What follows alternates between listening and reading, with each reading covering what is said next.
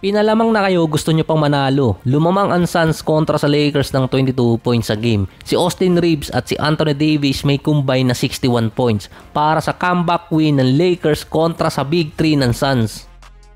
Napatayo na lang si Dwight Howard habang nanonood sa game. Mukhang nagpo-promote din ng kanyang show itong si Howard. Pasayaw-sayaw na lang doon sa may sideline. Nagbigay pa ng advice kay Bronny hindi naman pinasok ni JJ Redick. Sayang yung laba.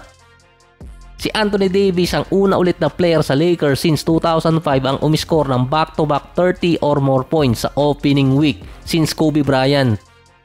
Una ulit na beses na ang Lakers na 2-0 sa start ng season since 2011. Pakitang gilas ngayon si Redick para dito sa LA. Strong start naman yung Suns, napalobo pa nila yung lamang. May point guard naman sila, may bago ding coach. Hindi talaga maresolba yung issue nila sa turnovers. 51% sa field ang Suns, 45% pa sa 3-point area. Sa ganong stats, malaki yung chance manalo. Lamang ang Lakers ng 22 attempts naman sa free throws. Naipasok naman 29-15 para dito pa rin sa Lakers. Wala namang bago doon na nakakakuha ang Lakers na maraming free throws dahil nga si Anthony Davis laging nasa loob ng paint at mapafoul. 13 out of 17 siya sa linya. Sa 3-point area naman, 17-14 para sa Phoenix Suns. Yung turnover ng Suns, dun kasi nakakahabol ang Lakers. Hindi naman kasi sila nalalayo sa turnovers, 17-13. Pero yung Suns sa first half, meron silang 13 turnovers na kapag nawalan sila ng bola, parang naka-red carpet naman yung Lakers sa pag-score.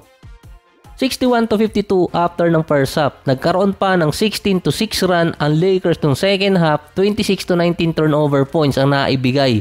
Suns din ang nagbibigay ng momentum sa kalaban. Nung una nilang laban versus Clippers, ang problema din ay yung turnover points. Hindi naman scoring, kundi yung tapon.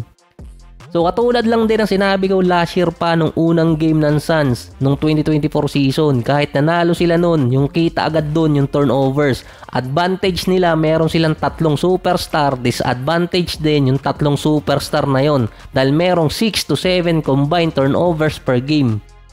Hindi naman mawawala yung turnover sa basketball, pero iba na kasi kung paano i-describe yung sa Phoenix Suns. Naka-red carpet na yung kalaban kapag naagaw sa kanila yung bola.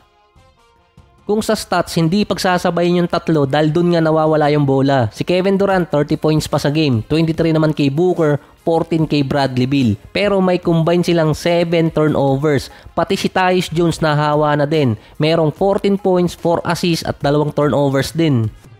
Sa Lakers naman, si Anthony Davis merong 35 points, 8 rebounds, 2 blocks, samantalang si Austin Reeves 26 points at 5 3-point shot. Si LeBron merong 35 minutes, 21 points at 8 assists. Sinabi di umano ni LeBron, susubukan niyang malaro lahat yung 82 games ngayong season. Expected siya maglalaro sa back-to-back game nila versus Sacramento. Best chance yun na manalo ng Lakers na merong AD versus kay Sabonis.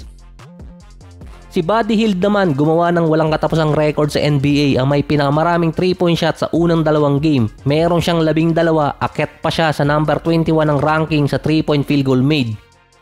Ang gumagawa ng ganong record na may maraming 3-point shot sa unang 2 game ay sina Steph at si Klay lang. Tinambakan nila ang Utah Jazz. Ang Golden State din ang unang team na nanalo ng unang 2 game na merong 35 or more points na lamang. Sabi nga nila sa comment section, hindi naman contender yung tinatalo ng Golden State. Pero yung 2 nakakalabang kasi ng Golden State, top contender yon para sa top overall pick for next year. 27 points, 7 out of 9 sa 3-point area si Buddy Hield. Ang contender na makakalaban ng Golden State para matest talaga yung lineup nila, October 30 at 31. Ito siguro yun dahil 2 sunod sa Pelicans. Yung October 28, Clippers. Wala pa kasi dun si Kawhi, hindi pa matetest talaga. Yung November 7, yun talaga contender ang makakatapat, Boston. First time din sa buong karir ni Steph kahit nung rookie season niya pa at kahit nung nagkakaroon pa siya ng injury sa paa. Ito yung unang beses sa unang 2 games na si Steph ay hindi naglaro ng 30 minutes. Sa report pa, merong hip contusion injury si Steph. Posible pa nga hindi makalaro sa susunod. Wala ring naka 30 minutes sa buong lineup ng Golden State sa unang 2 games nila pero nanalo. Sa 2 games na yon, nakapondo rin ang Golden State na hindi napupwersa si Steph at nananalo sila.